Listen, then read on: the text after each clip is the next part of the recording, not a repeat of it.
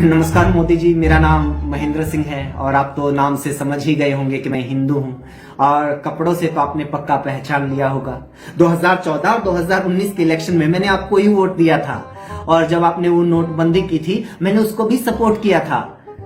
ये देखिए, जो एटीएम की लाइन है उसमें खड़े होके स्माइल के साथ मैंने सेल्फी भी ली थी। उसके बाद लॉकडाउन, ताली थाली, दिया बाती, आपने जो जो टास्क दी मैंने सबको फॉलो किया, सबको सपोर्ट किया। उम्मीद है आपको यकीन हो गया होगा कि मैं पक्का हिंदू हूं। नहीं? अरे सर, हाँ ये देखिए, कश्मीर फाइल्स मूवी की टिकट मैंने वो मूवी भी देख ली है 2-2 बार। अब तो आपको कोई डाउट नहीं है ना कि मैं हिंदू हूं। आप सोच रहे होंगे कि मैं ये सब आपको क्यों बता रहा हूं। हैरान होने की जरूरत नहीं है सर, क्योंकि मैं खुद ये सोच रहा हूं कि हमें कुछ भी बोलने से पहले ये सब क्यों बताना पड़ता है। माना कि पंचर वाले अब्दुल चचा आपसे परेशान है, लेकिन पान वाले रामू काका ने भी आपके राज्य में कोई तेल के कुएं नहीं खरीद लिए हैं। राम सिंह को तो आपकी वजह से 2-2 बार बेरोजगार होना पड़ा। पहले नोटबंदी में फैक्ट्री वालों ने उनको भारत माता की जय बोल दिया और फिर अब लॉकडाउन में कंपनी वालों ने उनको जय श्री राम बोल दिया। उनकी छोड़ो, मेरा अपना भाई, मेरा छोटा भाई, वो तो आपका सपोर्टर भी नहीं था। मैंने फेसबुक के ऊपर एंजल प्रिया बन के आपके बारे में उसको दिन रात मैसेज फॉरवर्ड किए, तब जाकर वो आपका भक्त बना। अपने ही भाई से एक लड़की बन के गंदी गंदी चैटिंग की है मैंने आपके लिए, और उसका रिजल्ट क्या निकला? 2 साल पहले तक मेरे बाबू ने थाना थाया ये पूछने वाला मेरा भाई अब पूछ रहा है कि बता एंजल प्रिया, कौन सी मस्जिद पर हमला करना है।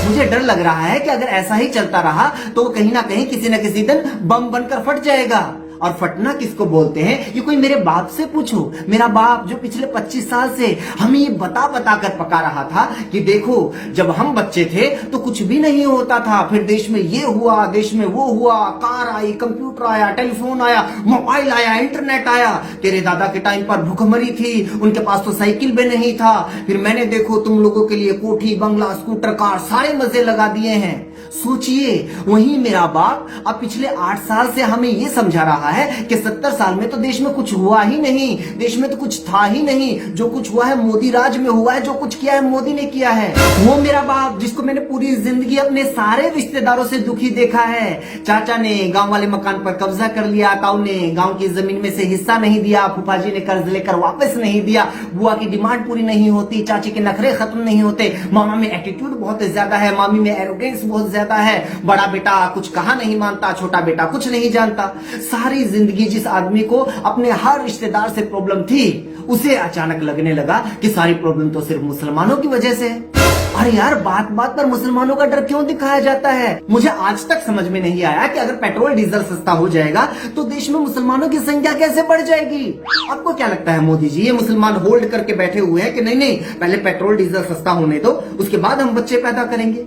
गलती से भी अगर कोई नौकरी मांग ले तो उसे तालिबान का डर दिखाया जाता है। मुझे एक बात समझ में नहीं आती कि अगर मुझे नौकरी मिल जाएगी तो देश पर तालिबान कैसे हमला कर देगा। आपको क्या लगता है तालिबान इंतजार में बैठा हुआ कि नहीं, पहले मोदी को 10-20 करोड़ नौकरियां देने दो, जैसे ही सब लोगों को नौकरी मिल जाएगी तब हम भारत पर हमला करेंगे। आप बताइए, इस बात में क्या लॉजिक है कि अगर हम अच्छी सड़क, अच्छे स्कूल, अच्छे अस्पताल, सेफ्टी की डिमांड करते हैं तो आपके सपोर्टर कहने लगते हैं कि मुगल वापिस आ जाएंगे। अगर ऐसा ही होता तो मुगल सबसे पहले Finland, Denmark, Iceland, Switzerland, Netherland, New Zealand, Australia, UK, US में जाते।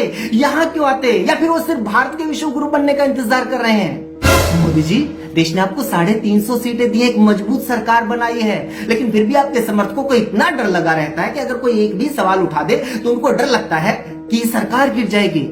आपने देश में ऐसा माहौल बना रखा है कि अगर नगर पालिका वालों को सीवरेज का ढक्कन लगाने की भी शिकायत कर दे तो ऐसा लगता है कि जैसे हमने पाकिस्तान को देश की सारी सीक्रेट फाइल्स बेच दी। बात कोई भी हो, मुद्दा कोई भी हो, बीच में पाकिस्तान को घुसेड़ दिया जाता है, धर्म को घुसेड़ दिया जाता है।